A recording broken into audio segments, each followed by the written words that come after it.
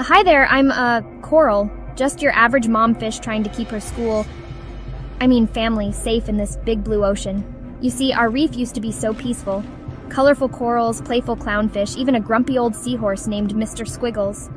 But lately things have been different. Scary, even. Every day was the same. Don't go too far, I'd say. Watch out for predators, I'd warn. Mom, you worry too much. But I couldn't help it. The ocean can be a dangerous place for a small fish like me.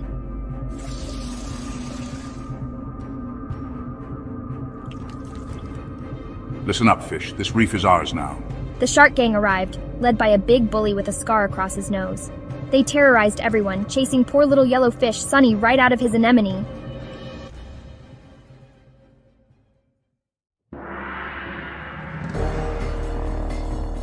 I was so scared I barely left our cave, but we needed food.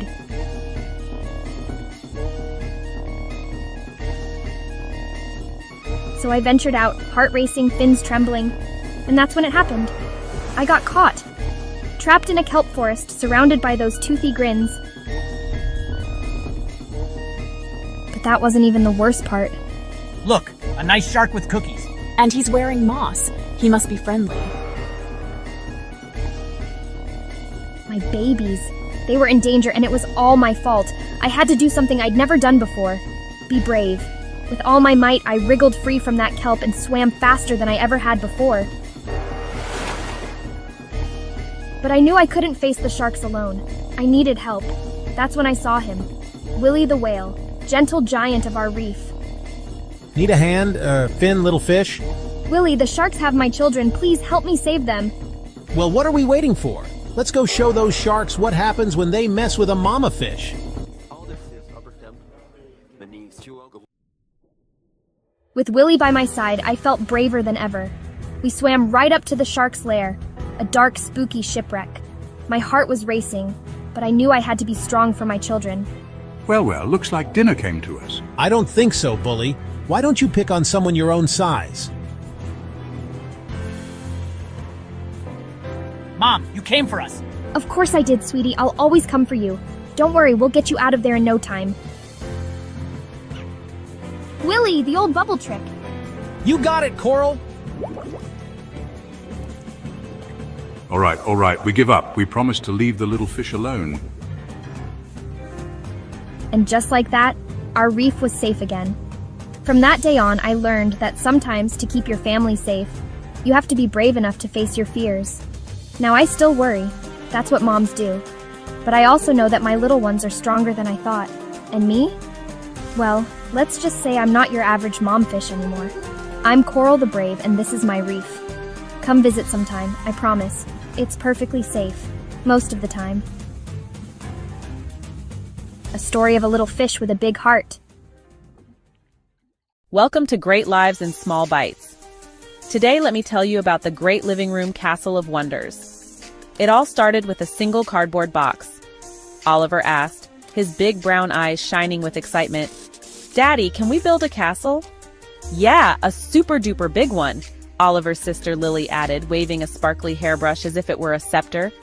Daddy, being an expert in both fort building and making messes, stroked his chin, contemplating Mommy's disapproval. A castle, you say? I think we can build a castle. Let's build the greatest castle this house has ever seen. And so, the construction began. First came the walls, which consisted of stacked pillows from the couch, a blanket draped over chairs, and an upside-down laundry basket as a watchtower. We need a drawbridge, Oliver declared. Daddy nodded solemnly and fastened a shoelace to a flattened cereal box. Behold, the grandest drawbridge in the kingdom. With a tug, it flopped open dramatically. Lily clapped her hands. It needs a throne. Daddy rummaged through the closet and triumphantly presented the toilet plunger. Ew, Daddy, Lily squealed, backing away. Fine, how about this? He placed a giant teddy bear on a stack of books, fashioning a plush throne. Next, they needed a moat. Oliver ran off and returned with a string of blue Christmas lights. This can be the water. Brilliant, Daddy exclaimed, wrapping the glowing moat around their fortress. But no castle is complete without magic. I'll be the wizard. Oliver grabbed a wooden spoon. With my mighty power, I summon a dragon. Roar! Lily flopped onto the couch, flapping her arms. I'm the dragon. Oh no, Daddy gasped, grabbing a broom as his sword. Protect the castle! The battle was fierce. Oliver throwing imaginary fireballs, Lily roared dramatically, and Daddy valiantly fought with the broom, only to accidentally knock over the cereal box drawbridge. Retreat! Daddy yelled, diving into the pillow fortress. The dragon pounced, giggling wildly. Just then, the front door creaked open. Mom stood there, eyes scanning the living room kingdom. Pillows scattered, blankets draped, Christmas lights flickering, and Daddy tangled in shoelaces. I don't want to know, she sighed. Welcome, fair queen, Daddy declared, sitting on the teddy bear throne. Lily and Oliver cheered. Long live the queen. Mom shook her head with a smirk. Okay, but if I'm a queen, you all are my loyal subjects. Mom bows and says, Your Majesties. And with that, the great living room castle of wonders was forever remembered as the greatest and messiest fortress ever built.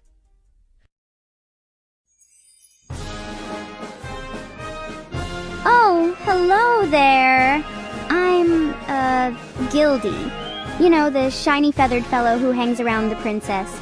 Well, actually, I'm more than just a pretty beak, you see. I'm the official royal lullaby assistant. It's a big job, but somebody's gotta do it.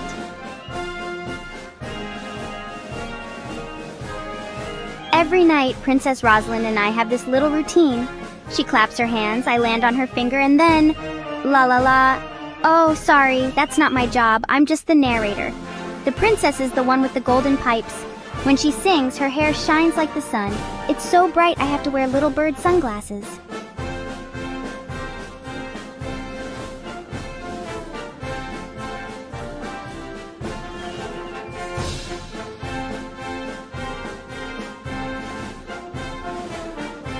Everyone in the kingdom falls asleep peaceful as can be.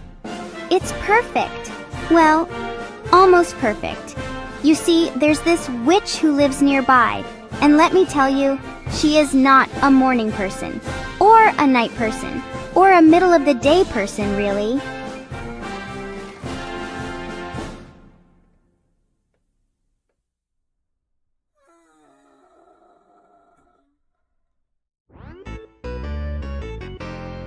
Enough with that infernal lullaby. The witch zoomed through the sky on her broom. She looked like a very angry shooting star.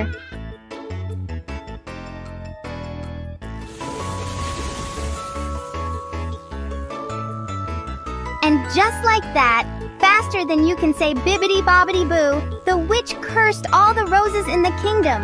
The beautiful red roses turned black as night. It was like someone had spilled ink all over a Valentine's Day card. Suddenly, everyone's dreams turned into nightmares. It was like the whole kingdom had eaten spicy food before bed. I saw one guy trying to fence with a baguette in his sleep. Talk about a breadful situation. He was slicing through the air like a master swordsman, but all he was cutting was carbs.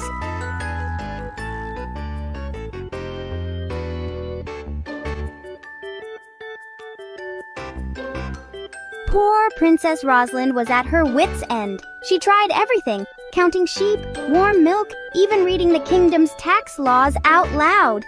She even took a bath in rose petals. Let me tell you, wet feathers are not a good look for anyone, princess or bird.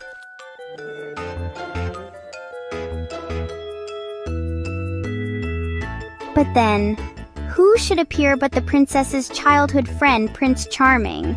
No, really that's his name. His parents weren't very creative. But boy, did he know how to make an entrance. Princess Rosalind! I came as soon as I heard about the curse. Oh, Charles, I mean Charming, I'm so glad you're here. I've kept this petal from the rose you gave me when we were kids. It's infused with your tear of joy from that day. Now, I'm no expert in magic tear petals, but even I could see this was something special. But how can this help break the curse? Don't you see, it's not just a petal, it's a symbol of our friendship, our love. Of course, love is the most powerful magic of all. The princess took that petal and held it close to her heart. Suddenly, a warm glow spread throughout the kingdom. It was like someone had turned on a giant nightlight. The black roses started to change. They turned pink, then red, then every color of the rainbow. Even the witch's frown turned upside down, though she'd probably deny it if you asked her. The kingdom celebrated with a grand feast. There was cake, music, and yes, even a few lullabies. And the princess? Well, she learned that sometimes the most powerful magic comes from the heart. As for me, I got a shiny new perch and all the birdseed I could eat. Talk about a happy ending. So remember, kids, next time you're having trouble sleeping, try counting princes instead of sheep. Works like a charm. This is Gildy the Golden Bird signing off. Sweet dreams, everyone!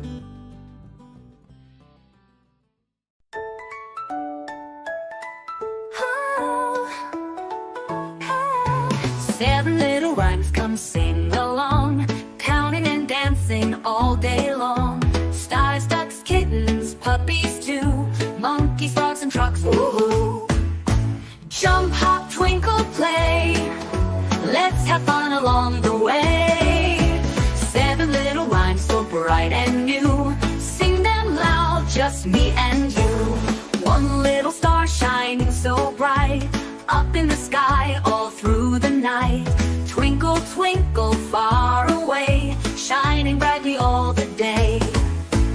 Two little ducks went out one day, over the hills and far away. Mother duck said quack, quack, quack, quack. Suddenly she looked and they all came back. Three little kittens out in the snow, lost their mittens, oh no, no. Digging in the snow, their paws so cold, they ran to the house to flee Mama's scold. Four little puppies, so fluffy and sweet, running around with tiny feet. They wag their tails and bark all day. Happy little puppies, they love to play. Five little monkeys playing in the sun, jumping on the bed, having lots of fun. One fell off and bumped his knee. He jumped back up, happy as can be. Six little frogs sitting on a log, croak, croak, croak, they sing to the fog. Hop, hop, hop, they leap around, splish, splash, jumping to the ground. Seven little trucks working all day, digging in the mines and humming away. With buckets swinging, they hum a tune, under the bright light of the golden moon. Seven little rhymes, come sing along, counting and dancing all day long. Stars, ducks, kittens, puppies too, monkeys, frogs, and trucks, woo-hoo! Late one night beneath the moon, a stack of pancakes vanished soon. The butter was gone, the syrup was too. Who swiped the snacks? I've got no clue. Forks were scattered, plates were bare, sticky syrup dripped from the chair. I swear they were here, cried Benny the bear. But now there's nothing, just crumbs in the air. Detective Fox came strolling in with a notepad, a smirk, and a confident grin. Who was awake? Who heard a sound? I swear I was sleeping. Benny frowned. Then Rabbit hopped in looking kinda slick with syrup on her paws and looking real quick. Fox narrowed his eyes. Care to explain? Rabbit shrugged. Must have been the rain? Fox sniffed the air, then turned to the chair. Sticky paws and syrupy hair. Looks like we've got ourselves a clue. Rabbit, this pancake mess points to you. Rabbit sighed. Okay, it's fair, but those pancakes smelled too good to spare. Fox laughed. Well, next time, let us all share, or the pancakes might vanish into thin air. There was a girl who swallowed a pea. There was a young girl who swallowed a pea. Why did she do it? Beats me. She swallowed a bee to chase the pea. It buzzed and it bumbled, but she let it be. She swallowed the pea so easily. But why, oh why did she swallow the pea? Beats me. She swallowed a frog to gobble the bee. It croaked and it hopped so wild and free. She swallowed the bee to chase the pea that rolled right down so sneakily. But why, oh why did she swallow the pea? Beats me. She swallowed a snake so so long and sly. It slithered and shivered and made her cry. She swallowed the frog to gobble the bee. She swallowed the bee to chase the pea that rolled right down so sneakily. But why, oh why did she swallow the pea? Beats me. She swallowed a fox, all fluffy and bright. Its tail got stuck, what a sight. She swallowed the snake, so long and sly. She swallowed the frog, she swallowed the bee. She swallowed the pea so easily. But why, oh why did she swallow the pea? Beats me.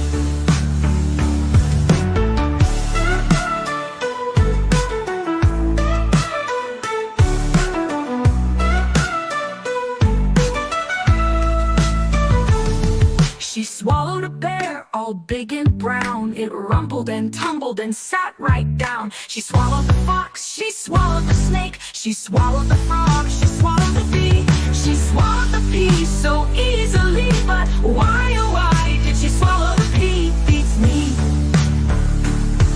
She swallowed the moon, oh what a sight. And suddenly everything turned bright. With a hiccup, a burp, and a bang, out popped the stars with a dazzling clang. So next time you eat, take it slow, or who knows what else might start to grow.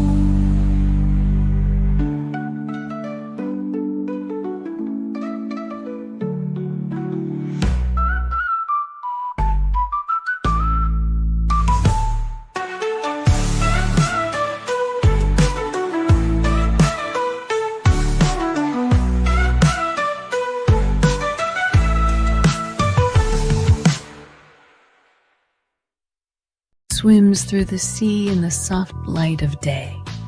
Her tail flashes silver, her hair glows bright, golden strands dancing in soft ocean light.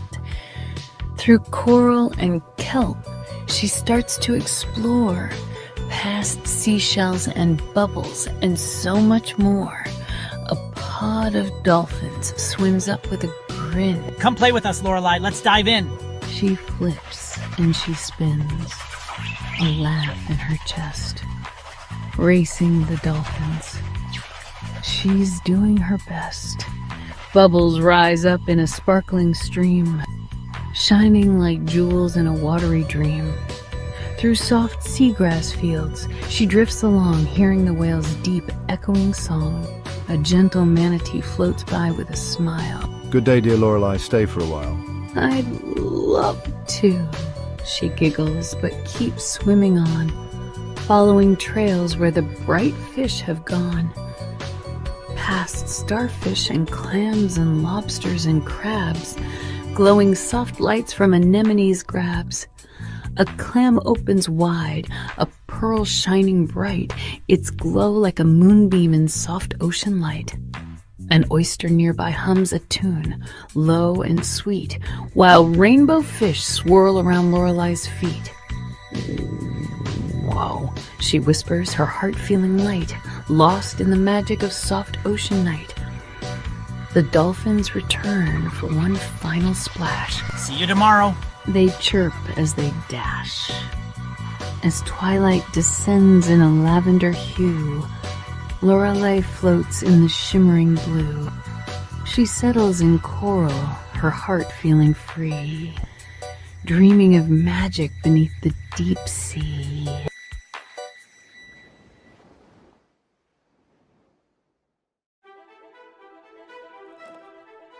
Lou the toad was cooler than cool. He rode his skateboard after school. With yellow wheels and bolts of red, he'd flip and twist right over your head. Watch this, Lou called as he kicked off fast, flying down ramps, zipping right past. He jumped and he flipped, soaring through air.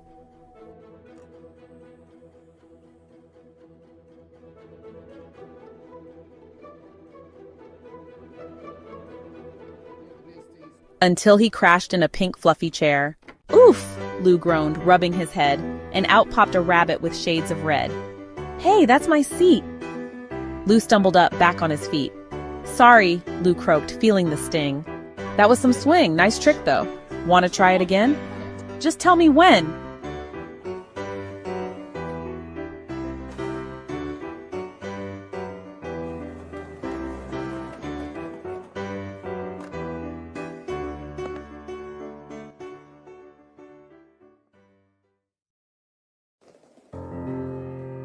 Lou climbed back up and dropped from the top, zooming so fast he couldn't stop.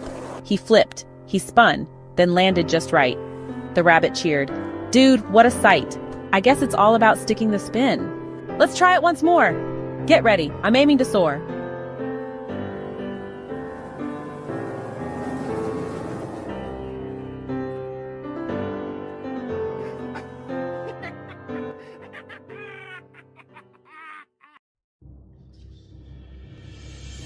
Alan the alligator woke up one day with a big growly belly that rumbled away. "I need some snacks," he said with a shout, and off to the grocery he scampered right out. He grabbed a giant cart, wobbly and wild. It zigged, it zagged, and it was anything but mild. Down the first aisle, he slipped and he slid. Stuffing in his basket some pickles and pies, bananas, bologna, and bright curly fries. A mountain of marshmallows soon joined the stack, and a giant cheese wheel that he balanced on back. He nibbled on peanuts he found in a bin, and licked up some jelly that stuck to his chin. He chomped on some chips with a buttery crunch. Then, disaster struck. He twirled on a slick puddle of soap. His basket tipped over. He slid like a dope.